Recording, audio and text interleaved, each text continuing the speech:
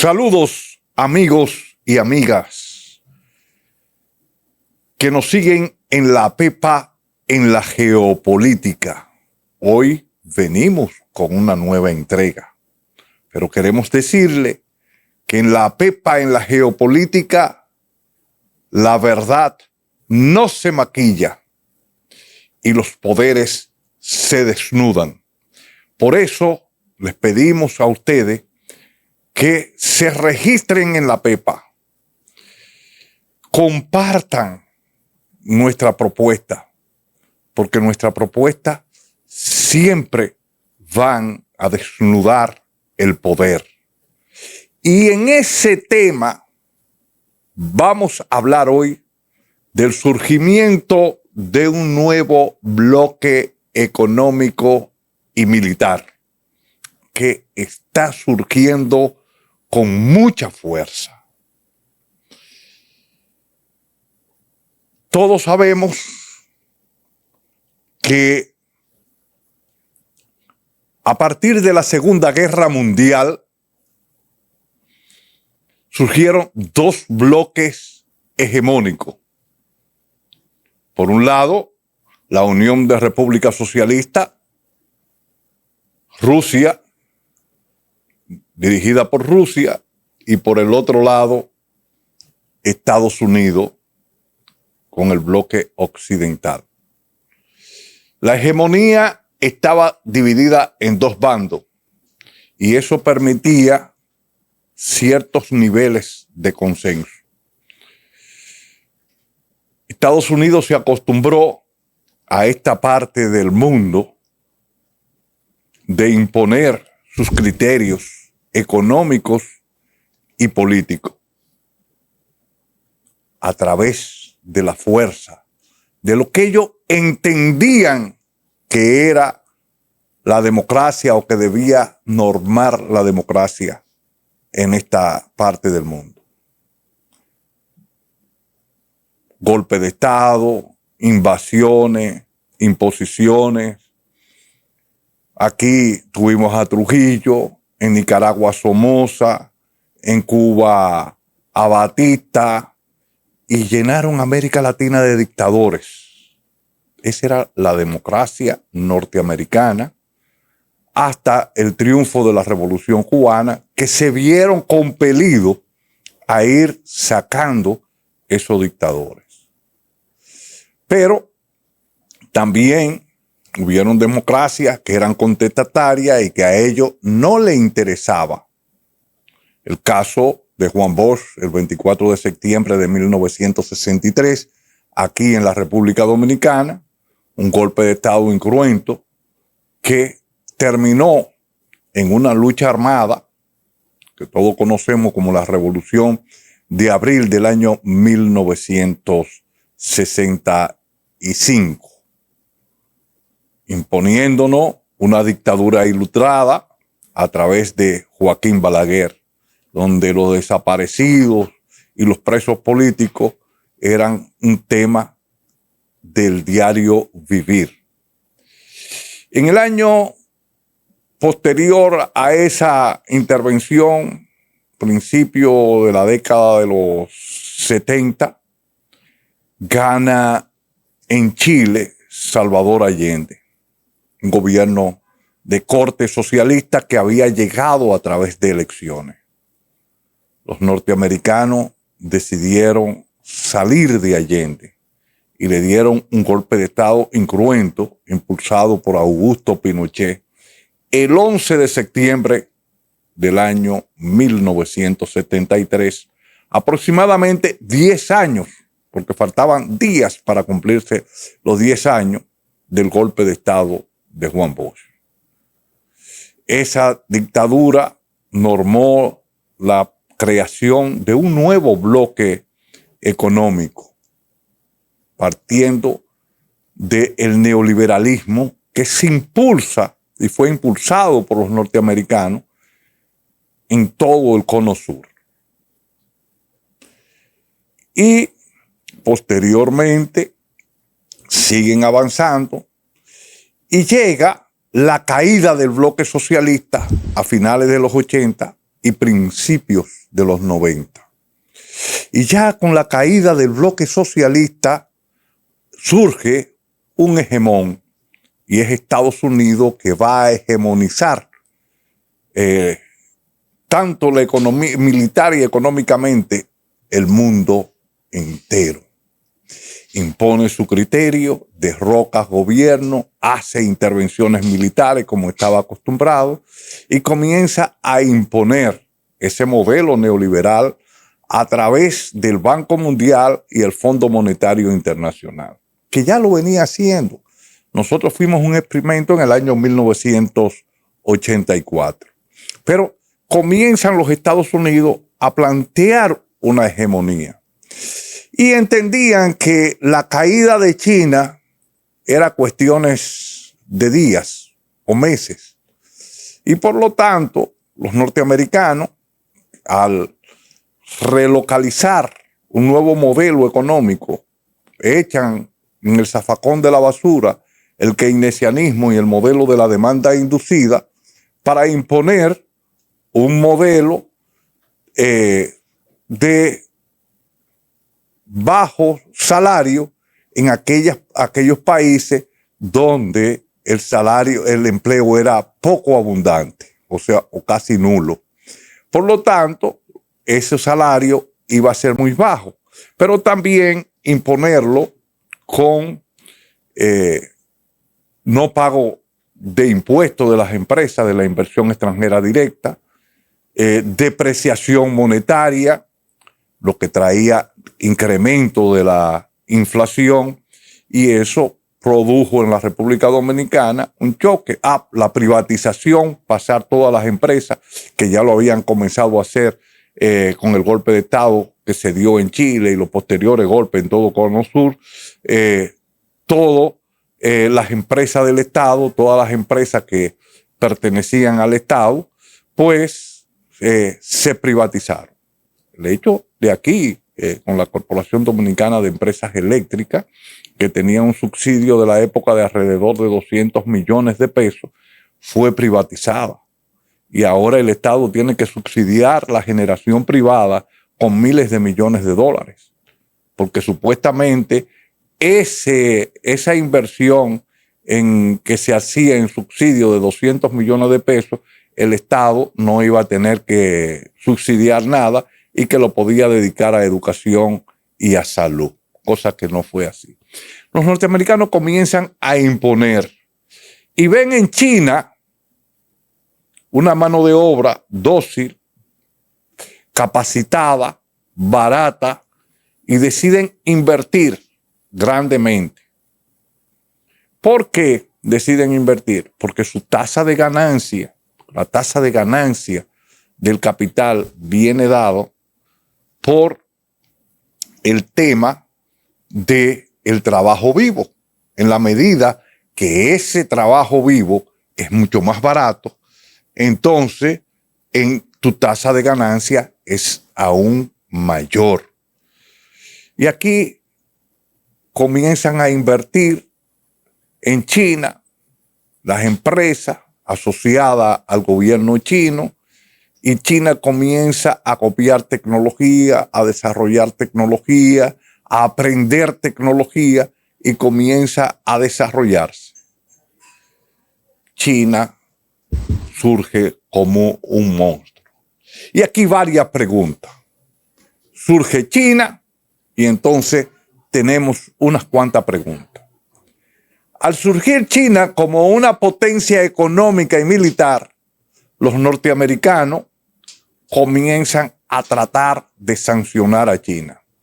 Y comienza en el 2013 y 2014 con Obama a ponerle restricciones a las empresas chinas como Huawei y otras tecnológicas que estaban desarrollando el 5G. Comienzan a ponerle restricciones porque supuestamente estaban utilizando la puerta de atrás de esas tecnologías, de los celulares y de esas cosas, para espiar al gobierno o los gobiernos de esta parte del mundo. Pero no era eso, porque los Estados Unidos están acostumbrados a esta situación. La situación era sacar de competencia. Y posteriormente a eso llega Trump en el 2018 y le pone sanciones a China. Le crea aranceles a China de un 25%, cosa que lleva a una guerra arancelaria entre Estados Unidos y China. Conjuntamente con todo este problema, en el 2014 se da, y antes de hacerles las preguntas, quiero situar lo que está pasando. Se da el golpe de Estado de Maidán, que a la caída del bloque socialista, Estados Unidos se comprometió con Rusia de que la OTAN no se iba a extender hacia los límites de Rusia cercano, cosa que no cumplió.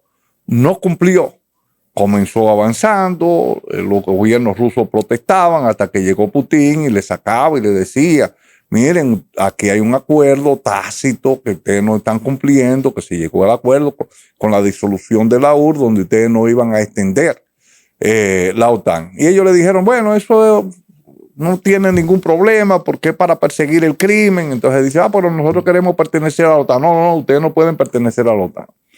Putin se da cuenta que lo van cercando y se da ese golpe de Estado y él se queda con Crimea. Crimea, que anteriormente había sido rusa y que en el año 1955 Nikita Khrushchev, sin disparar un tiro y sin hacer nada, como era un bloque de república socialista, pasó a Crimea, a Ucrania, de donde él era. Pero es la única salida que tenía Rusia a aguas calientes, porque la otra la tenía por el Ártico. Entonces, que agua fría, que donde tiene que tener rompehielo y toda esa cosa. Entonces, tiene su base naval ahí. Rusia hace un referéndum y se queda con Crimea. Crimea, mayoritariamente, en un 90 y tanto %, decide formar parte de Rusia. Todo esto, entonces, traen sanciones directas de parte de Obama a Rusia. Y aquí se da un hecho.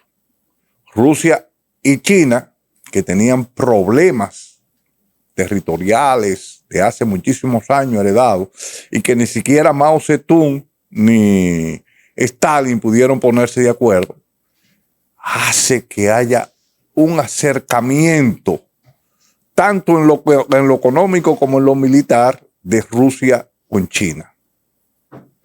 Y aquí comienza a surgir un nuevo bloque económico, político y militar, que ya tiene su conformación a partir de la operación especial del 2022, de febrero del 2022, con Rusia en Ucrania, después de haberse violado constantemente los acuerdos de Minsk, cosa que llevó al expresidente francés y a la primera canciller o la canciller de Alemania, Angela Merkel y Hollande, decir que esos acuerdos se hicieron para permitir que Ucrania se fuera armando y pudiera enfrentar a Rusia, pero no con el objetivo de que se cumpliera.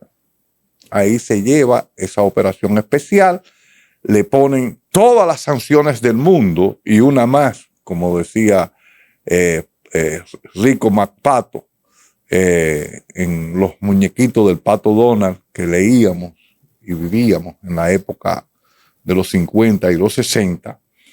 Entonces, en ese momento se establece ya definitivamente un nuevo bloque económico. Y aquí van las preguntas para pasar a desarrollar el tema. Pregunta que la tengo por aquí copiada para poderla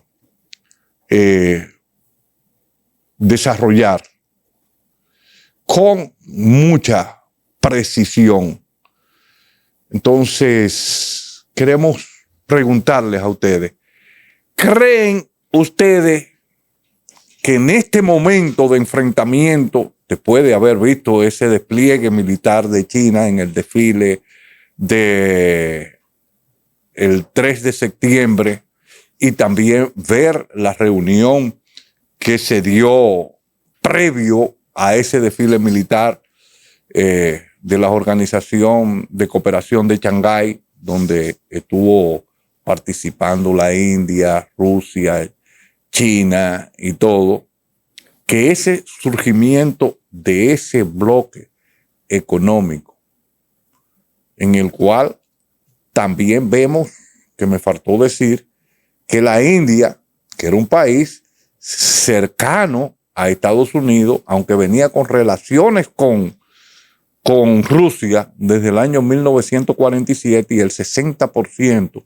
de sus equipos militares son rusos, pero sí mantenía un acercamiento con Estados Unidos muy amplio, al grado tal que los países del BRICS esperaban que si salía un cisne negro por el lado de los BRICS, fuera China por ese acercamiento que tenía con Estados Unidos. Pero al a la India negarse a ponerle sanciones al petróleo ruso, después que Trump se le cayó el tema de la paz con Rusia, de llevar la paz, entonces le pone unos aranceles de un 50%, un 25 más un 25 a la India, por las exportaciones que pueda hacer la India hacia Estados Unidos. Vimos que China y la India tenían fuertes enfrentamientos fronterizos también, que llegaban a vías de hecho, golpes, se daban palos y se daban porque habían firmado un acuerdo de no utilizar armas de fuego, sino defender todo eso, pero que llegó a haber muertos en esos enfrentamientos. Vimos en ese desfile y en esa reunión de Shanghái al primer ministro de la India, está sentado con Xi Jinping, con Putin y con el representante de Corea del Norte. Hoy hay unos ejercicios militares que se están llevando a cabo en la frontera de Bielorrusia, donde está participando la India, está participando Rusia y está participando China. Lo que queda de hecho determinado, que está surgiendo un nuevo bloque económico con su suite bancario para evitar que le puedan plantear sanciones y bloquearle su fondo y robarle el dinero, porque Estados Unidos unilateralmente plantea sanciones al margen de la ONU y también confisca los fondos de los países sancionados a través del SWIFT que está en Bruselas, que es una mensajería para hacer las transferencias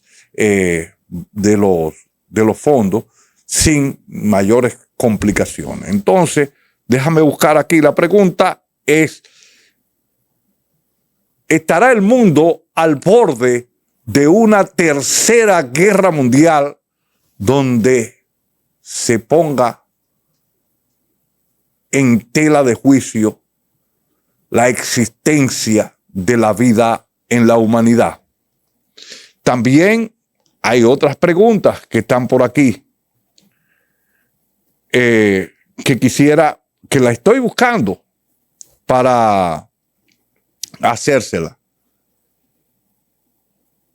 ¿Podrá Estados Unidos acabar con la hegemonía en América Latina a través del surgimiento de este nuevo bloque político, económico y militar?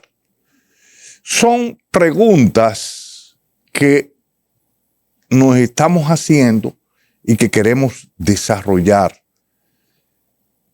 ¿Qué papel han jugado las sanciones en diferentes países impuestas unilateralmente para poder cambiar los regímenes que no son afectos a Estados Unidos, ¿Qué opinión tiene Estados Unidos para frenar el avance de este nuevo bloque?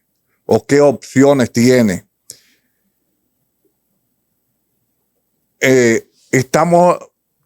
Y dentro del mismo bloque, vamos a ver cómo influye la rivalidad histórica entre China e India en esta alianza. Vamos a iniciar hablando del tema de una tercera guerra mundial. Es un tema complicado, es el más complicado que puede haber. Yo entiendo que el liderazgo político y militar de las tres principales potencias que están ahí hegemonizando ahora mismo el mundo y que son las tres principales economías, que es Estados Unidos, China y la India, deben tener la suficiente entereza y el suficiente aplomo de saber de que lo que pueda suceder en Ucrania o un ataque de Estados Unidos a China, si China decide tomar a Taiwán, esto podría traer un enfrentamiento directo ya, o con Rusia o con China. Y un enfrentamiento directo con Rusia o con China es un enfrentamiento nuclear.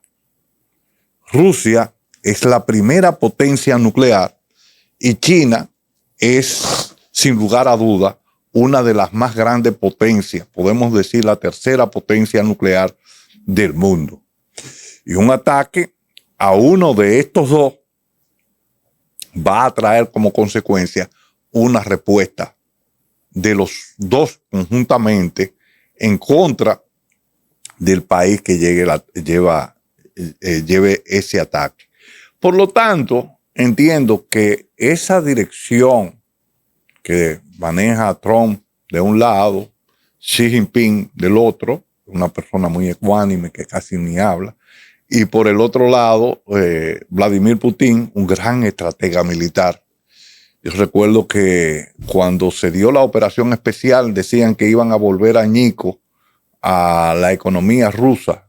Y yo en Cananga Televisión, que tenía un programa, decía que eso era imposible, que Putin no era un loco viejo, porque todo el mundo decía que Putin era un loco, que Putin no era un loco viejo. Putin se había graduado summa cum laude como abogado. Putin había tenido altos honores en la escuela de altas estrategias, los más grandes honores de la KGB cuando se graduó, y Putin también era campeón de ajedrez y campeón de judo. Todo esto indicaba que antes de él mover una pieza, ya él sabía a dónde iba y cuáles eran los niveles de problemas, de conflictividad que le venía dando.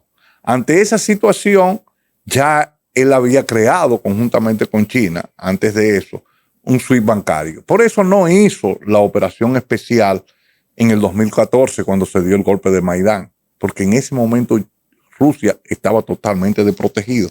No sabía de dónde le iba a llegar la tecnología, porque Rusia, aunque heredó del gobierno socialista una gran infraestructura industrial, estaba muy dirigida al campo militar, pero se había quedado atrás con la crisis económica y todo eso. Se había quedado atrás en el área tecnológica. Después Putin fue incrementando ese desarrollo tecnológico, ese desarrollo económico, y hoy Rusia es de los países que tiene menor deuda global. La deuda de Rusia es de la más pequeña que hay, con una estabilidad industrial tremenda, con la vinculación en este momento con China y con la India, generan un mercado en los BRICS. El mercado de los BRICS anda entre el 51 y el 56%. ¿Y por qué digo que anda el mercado de los BRICS entre el 51 y el 56%? Porque esa es su población mundial. La población mundial es entre el 51 y el 56% de la población total que tiene la humanidad. Por lo tanto, son consumidores que tienen que comprar desde pañales para los niños y alimentos para bebés y alimentos para la mascota hasta vehículos. El G7, que es la contraparte que tiene Estados Unidos con Europa y todos esos países, ellos apenas son 700 y tantos millones de habitantes, que es el 10% de la población mundial. China y la India, solamente ellos tienen alrededor casi del 40% de la población mundial. Por lo tanto, si le elevan el nivel de ingreso a la población, pues ahí tienen un consumo cautivo que le permite romper, o que le permitió también a Rusia romper esa situación. Pero la cosa no se queda ahí, en las sanciones, en los aranceles, también en esa apuesta de aranceles, Trump al gigante latinoamericano, que es una de las potencias económicas conjuntamente con México, de la primera potencia económica de América Latina, por no decir la primera, a Brasil, que es miembro del BRICS, le puso aranceles. Y decía que si seguía metido entre los BRICS, y eso hizo que también Brasil se acercara más y tuviera una posición mucho más fuerte en los BRICS. Pero también quería intervenir directamente en el caso de Bolsonaro, que hoy lo sancionan con 27 años de prisión, creo, y también a su jefe militar, por haber tratado de hacer lo que quiso hacer también Trump cuando perdió las elecciones, que tomaron el Capitolio. Aquí querían dar un golpe de Estado militar, todo fue evaluado y se pasó a la justicia, y la justicia, que es un órgano independiente, sancionó a Bolsonaro y sancionó a su jefe militar. Trump estaba tratando de que eso no sucediera. Ahora bien, ¿qué ha pasado? Con las luchas arancelarias de Trump y esa hegemonía que trata de imponer Estados Unidos, que no se acostumbra en estos momentos a ser una nación que luche con un mundo multipolar, porque están surgiendo tres polos económico y militar que están ya definidos. Por un lado está China, por el otro lado está Rusia y por el otro lado está la India. Y también hay que ver dentro de esa multipolaridad el juego de Irán, porque no crean que Irán es un paisito cualquiera. Lo pudo demostrar con los ataques que le llevó a cabo a Israel. Es verdad que Israel le dio duro, le acabó con una cantidad de técnicos o científicos y también de la población con los bombardeos que hizo, pero tampoco el cielo de Israel estaba controlado, porque parecía, ese escudo de hierro parecía una coladera. Ahí entraron los misiles y golpearon a donde quisieron. Destruyeron el primer polo científico, tecnológico de Israel, le dieron al Mossad. O sea, fue un desastre para Israel. Tuvo que ir a un acuerdo y tuvo Estados Unidos que entrar a formar parte de ese enfrentamiento para llegar a un acuerdo momentáneo, que ahí está el tema. Cada vez que yo oigo que hablan de democracia y de cosas, veo como los israelíes van acabando con Gaza, a pesar de las sanciones de Naciones Unidas y a pesar de muchísimas cosas. Para ellos no existe media tinta. Ellos están arrasando. Y recientemente vimos que, llevándose del ataque que le hizo en tierra iraquí al general Soleimani de Israel, que le mataron, asimismo hizo ahora en Qatar un país que es aliado de Estados Unidos y estaba tratando de mediar por la paz, un ataque donde mataron a algunas personas. Por lo tanto, aquí esto lo que ha hecho es que jamás la ha solidificado más. ¿Por qué? Porque jamás tenía un enfrentamiento entre el ala política y el ala militar. El ala militar era partidaria de los atentados, de los asaltos, de todos estos elementos que trajeron como consecuencia estos enfrentamientos que están ahí. Y el ala política creía que esos acuerdos que debían hacerse a través de negociaciones. Y había un cisma que iba trayendo la división entre una ala y la otra. Pero esto ha echado en el brazo del ala militar a la ala política, que era la más conservadora. Pero vamos a ver y vamos a seguir con nuestro análisis. Este nuevo bloque surge con fuerza. Este bloque económico ya no solamente surge con fuerza en la parte de Euroasia, donde está Bielorrusia, Irán, la India, China,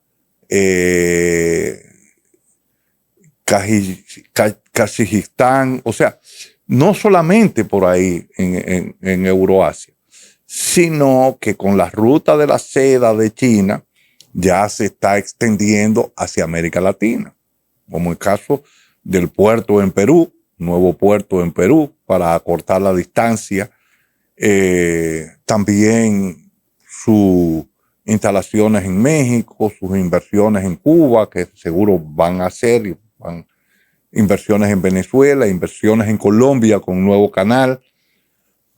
Entonces, todo esto se viene dando. Ante esa situación de avance de China, Trump apesta y plantea tomar el canal de Panamá. Y plantea tomar a Groenlandia también. Y plantea sanciones más duras hacia China, evitándole también el acceso a los microchips o los nanochips, lo cual ha hecho que las empresas chinas comiencen a desarrollar tecnología de punta en la fabricación de estos nanochips. Y aquí se viene dando. Como Rusia rompió el bloqueo y decíamos que está entre un 51 y un 56% de la población, aquí viene lo siguiente. Europa perdió,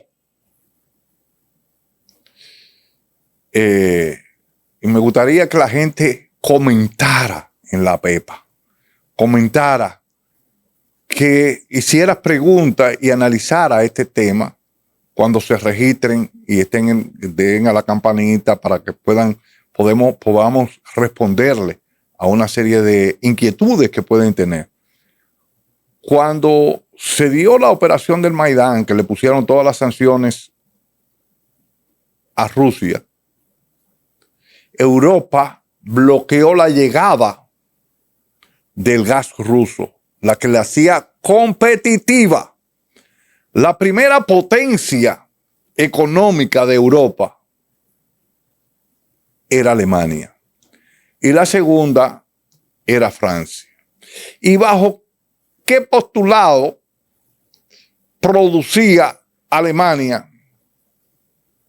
Y también los mismos franceses, aunque ellos reciben gas de otros lugares, pero ¿cómo? A través de la llegada por el Nord Stream 1 y después se hizo el Nord Stream 2, la llegada del gas barato, lo cual le daba mayores niveles de competitividad. Cuando Carlos Marx analizó los ciclos económicos, analizó los ciclos económicos, él tomó en consideración el capital variable que era la mano de obra. El costo energético para esa época era un costo fijo totalmente. Y por eso también Keynes, cuando analiza todavía en los 30 la economía para llegar a su obra cumbre, Keynes también tenía en la energía un costo totalmente fijo. Pero ese costo se convirtió en variable a partir de la primera crisis del petróleo del año 1973. Después de la guerra de 19 días, la guerra que se conoce como la guerra del Yom Kippur, que comenzó el 6 de octubre del año 1973 y terminó el 25 de octubre de esa época. Le pusieron sanciones a los precios del petróleo que iban a comprar los países que apoyaron a Israel en esa guerra. Ahora, ¿qué pasó? El precio del petróleo se disparó de $2.50 alrededor de $11.50, con un incremento de alrededor del 300% que afectó los costes de producción de los bienes y servicios que se transaban en el mercado en ese momento. Entonces, eso disparó la inflación. Y vino otro hecho que posteriormente a este se dio, y fue el hecho de que en el año 1979 se enfrentaron dos países miembros de la OPEP, que eran Irán e Irak, en una guerra fratricida, y el petróleo vuelve a dispararse de $11.50 a $25, afectando aún más a el coste de producción. Y aquí se da lo que Keynes nunca se imaginó, porque cuando él analiza la economía para llegar a sus conclusiones, planteaba que la inflación se daba en un momento de auge económico, porque había un incremento de la demanda. Cuando ese auge entraba en crisis y caía la demanda, pues había deflación, porque la deflación es tan perniciosa o mucho más perniciosa que la inflación, porque la gente deja de consumir. Entonces los precios caen y tú tienes que salir de los bienes que tú tienes a precios mucho más bajos. Entonces por eso él planteaba que ahí el Estado debía de intervenir, invertir y comenzar a incrementar la demanda para que volvieran los niveles de inversión necesarios. Para eso tenía que bajar la tasa de interés bancaria, el Estado hacer obra de infraestructura, y todo esto iba a incrementar la demanda, y entonces el ciclo volvía, y aquí la teoría del ciclo iba a desaparecer. Ahora, ¿qué pasaba? ¿Qué pasó? Que al incrementar, al ser la energía el 60% de los costes de producción, pues se dio una situación compleja en la economía. Se dio lo que se va a conocer como estanflación, que no es más que estancamiento económico con inflación. Y aquí Estados Unidos impulsa con mayor fuerza el modelo neoliberal, controla a partir también del año 1973, que va a tener consecuencias en el surgimiento de ello como un bloque hegemónico, el SWIFT bancario, que comienza a crearse, porque anteriormente, antes de 1973, cuando se da la creación del SWIFT bancario, era por Telex que se hacían las transferencias. Tú mandabas un mensaje de Telex diciéndole al banco receptor, cuando tú ibas a emitir, que ya tu pago estaba siendo procesado en tu banco, y para que ellos lo recibieran. Pero eso perdía tiempo y perdía efectividad, porque podía ser muy vulnerado el sistema. Entonces se decidió crear un sistema de cooperativa que se va a llamar SWIFT, que lastimosamente ese sistema pasó a ser controlado por Estados Unidos, y aquí Estados Unidos comienza a ejercer presiones en países que él enfrenta políticamente. Comienza a controlar a través del SWIFT las negociaciones que esos países pueden hacer con un tercero. Por ejemplo, Estados Unidos le pone sanciones a Cuba. Pero si yo aquí en República Dominicana decido comprarle al gobierno cubano, vamos a suponer una vacuna, y hago un pago, una transferencia, ellos se abrogan el derecho de apropiarse unilateralmente, porque no es una sanción puesta por la ONU, de esos recursos que yo estoy enviando para traer la vacuna. Entonces hay que buscar 1000 formas para tú poder vulnerar esa situación. Entonces ahí ellos comienzan a controlarlo, pero también hacen otra jugada. Como Arabia Saudita era gran comprador de armas de Estados Unidos, pero Estados Unidos, que antes de la fractura del fracking petrolero, compraba el petróleo a Arabia Saudita, impone que el petróleo, porque ya ellos rompen el patrón oro en el año 1971, el 15 de agosto de 1971, imponen que el petróleo sea transado internacionalmente en dólares para darle fortaleza al dólar. Y eso se aplicaba hasta recientemente. Y digo hasta recientemente porque Rusia está haciendo, después de esa operación especial, transacciones en petróleo, en rublo con la India, o en la rupia con la India, o en renminbi con China, y están haciendo transacciones fuera del dólar. No es un esquema tan grande como podemos ver que está el dólar, pero eso va a ir tomando hasta el grado tal que aquí en la reunión de Shanghái se planteó la creación de un banco de inversiones para el desarrollo de las transacciones internas. Banco de inversiones que también el BRIC lo tiene ya inicialmente, y que Dilma Rousseff es la presidenta, pero que no está tan desarrollado. Entonces, aquí vemos de que si Estados Unidos también va a atacar o atacaría a naciones que le son contestatarias, como el caso de Cuba, en América Latina, por no hablar de otras, creo que sería muy difícil. ¿Y por qué creo que sería muy difícil?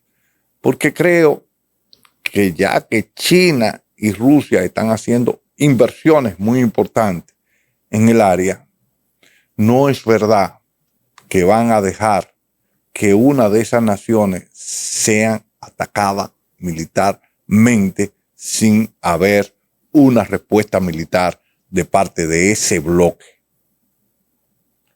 Claro, todo eso se maneja, tú haces acciones que dice que sí, que voy a atacar y mantiene, pero ese bloque va creciendo. Ahí tenemos que con esos enfrentamientos, entonces Trump también se ha ido distanciando un poco de Brasil.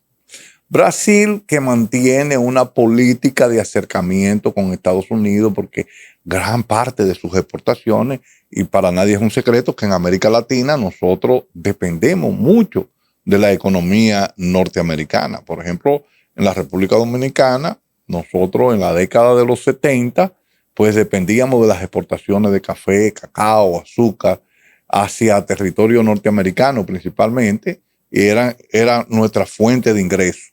A partir de la caída de ese modelo que teníamos de sustitución de importaciones, que era más o menos un modelo de ensamblaje que se había dado y que fue explicado por muchos de los economistas de la teoría de la dependencia, que no vamos a traer a colación, en este momento, pues la República Dominicana pasó de ser una economía agroexportadora a una economía de servicio muy vinculada a Estados Unidos. ¿Y por qué digo muy vinculada a Estados Unidos? Bueno, porque en ese esquema de Estados Unidos de dominación, que comenzaron a sacar las empresas norteamericanas de territorio norteamericano y relocalizarlas en toda parte del mundo, a nosotros nos comenzaron a llenar de zona franca. ¿Por qué? Primero era para romper el tema de los sindicatos internos en Estados Unidos, que tenían un proceso de que cuando había inflación en la economía norteamericana, había que indexar los salarios inmediatamente al nivel de la inflación o un poco más alto para mantener el poder adquisitivo de esa población. Segundo, los norteamericanos también tenían otro grave problema, y fue que con el financiamiento de las invasiones, como el caso de Vietnam, Camboya, Laos y también aquí a República Dominicana, entraron en grandes déficits comerciales y fiscales para poder mantener esa tropa fuera de su territorio. Y eso también le creaba una situación compleja que llevó ese problema a tener que romper con el patrón oro en el año 1971, como dijimos anteriormente, que había sido impuesto en el año 1944 en Bretton Woods. Y se rompe cuando Charles de Gaulle le pide en el año 1971 al presidente Nixon que le devuelve el oro, porque se da cuenta que Estados Unidos estaba emitiendo más dólares que el oro que tenía en sus reservas.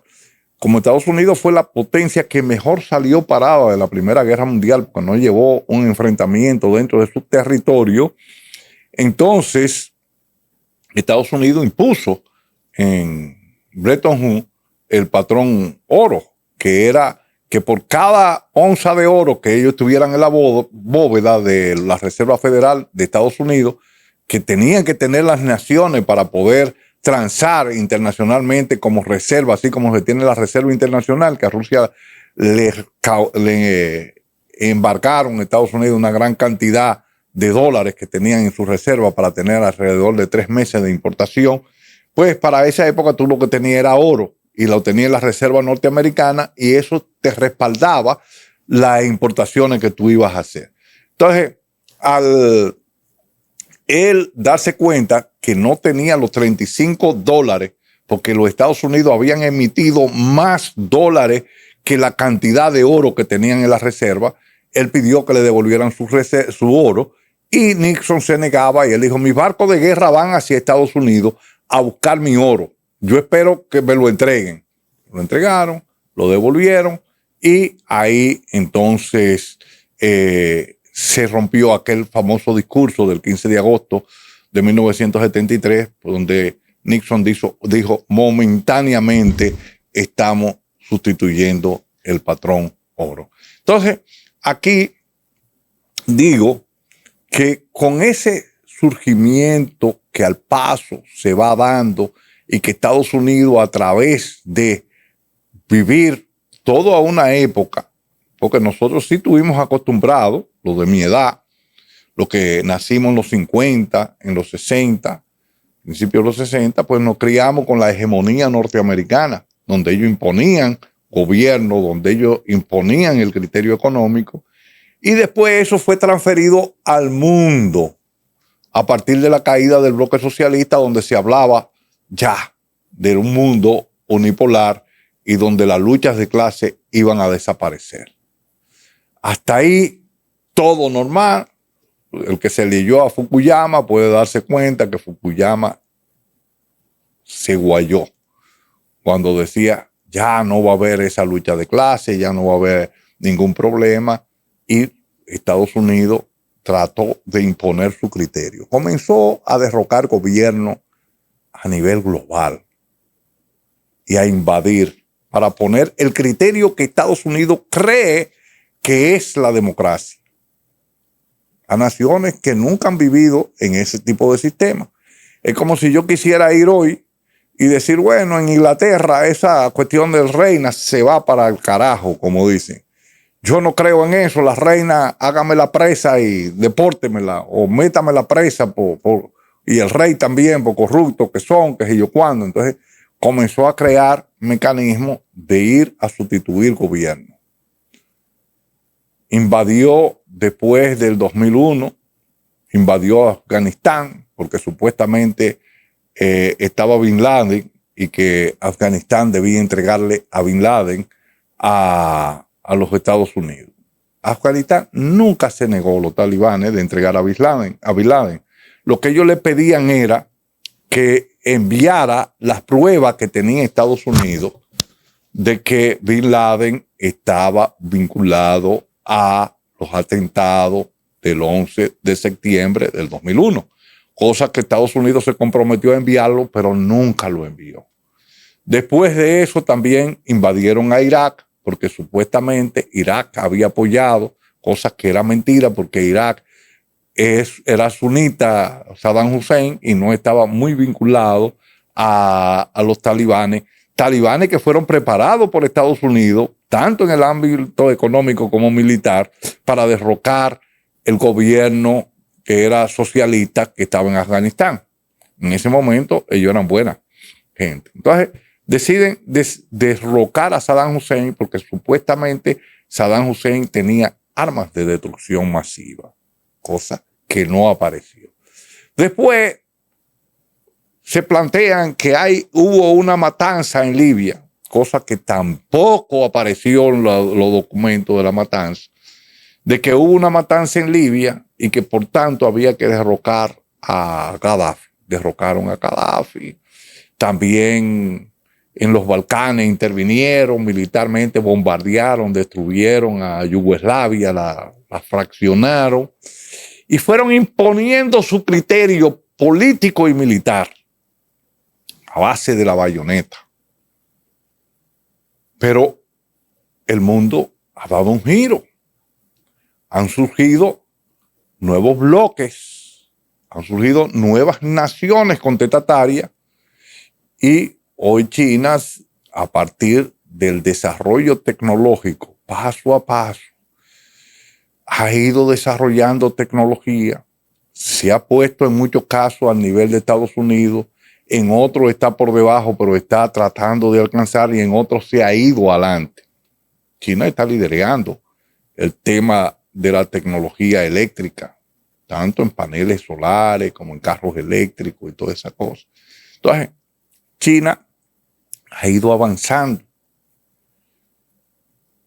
Y el desfile del 3 de septiembre fue decirle a Trump, mira lo que tenemos. Nosotros hemos avanzado ampliamente en el desarrollo militar. Pero no solamente fue el desfile para enseñarle armas láser, armas de misiles hipersónicos y un sinnúmero de aditamentos militares de última generación que se la enseñaron ahí, sino también para darle la impresión al mundo y tanto a Estados Unidos de que ese bloque que está surgiendo está unido monolíticamente. Ahí estaba el presidente de Corea del Norte, Kim Jong-un, estaba Putin, estaba el primer ministro de la India, estaba Xi Jinping, y toditos salieron abrazados y unidos ahí. Y esos ejercicios militares que está haciendo hoy en Bielorrusia es un mensaje de decirle, mira, nosotros tenemos dientes, nosotros tenemos poder, nosotros tenemos músculo. Entonces, aquí vamos a ver hacia dónde vamos. Y la realidad de Ucrania va a ser que Ucrania, si no llega a una transacción rápida con los rusos, va a perder no solamente el Donbass, va a perder también a Odessa y se va a quedar sin salida al Mar Negro. O sea, se va a quedar como un territorio completamente aislado de la costa marítima.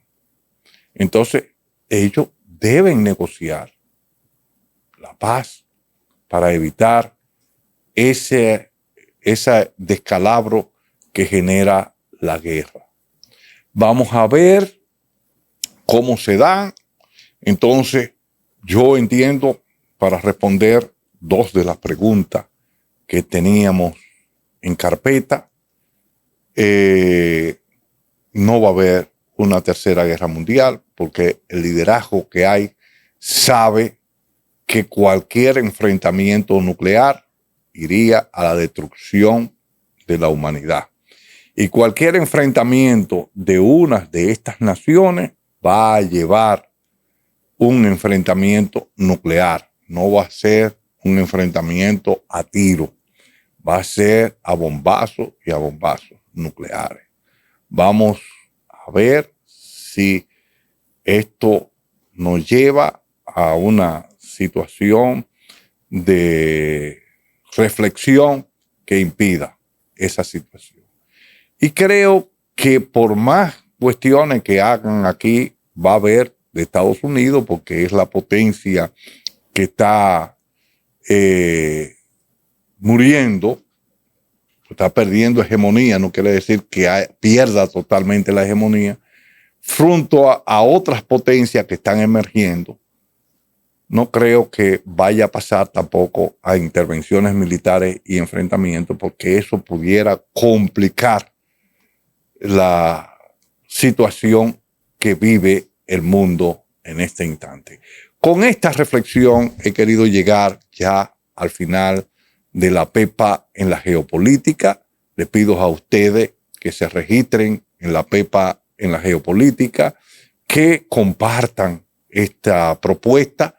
También quiero decirles que este programa se transmite por Radio Marín 96.9 FM y una red de emisoras más en Venezuela. Y que queremos ir ampliando nuestro radio para que esto siga llegándole a mucho más personas, porque somos un canal alternativo que tenemos que llegar a mucho más personas para nosotros darle nuestra verdad, una verdad sin maquillaje, sin temor, pero que es la verdad y que está ahí para que ustedes vean, para que analicen la historia y vean cuáles han sido nuestros verdugos, quiénes son los que nos han invadido, quiénes son los que nos han quitado territorio. Pues hay que ver lo que pasó con México a finales de 1800. Más de la mitad del territorio de México fue diezmado y llevado, y se decía en esa época que era que se había derramado sangre del otro lado del río Bravo, pero no era así. Fue que México le dio esos territorios a Estados Unidos para que lo protegiera en un momento que Francia e Inglaterra querían invadirlo.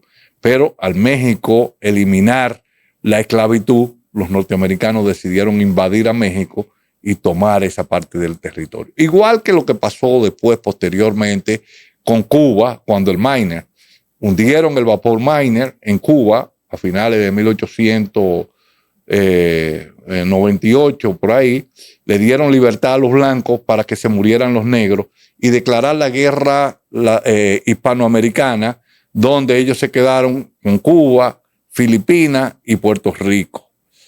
Esa fue la causa, igual que como hicieron para la invasión aquí a República Dominicana. Dijeron que estaban violando sacerdotes y monjas, y aquí el pueblo lo que estaba en la calle era para derrotar la dictadura que los norteamericanos habían impuesto.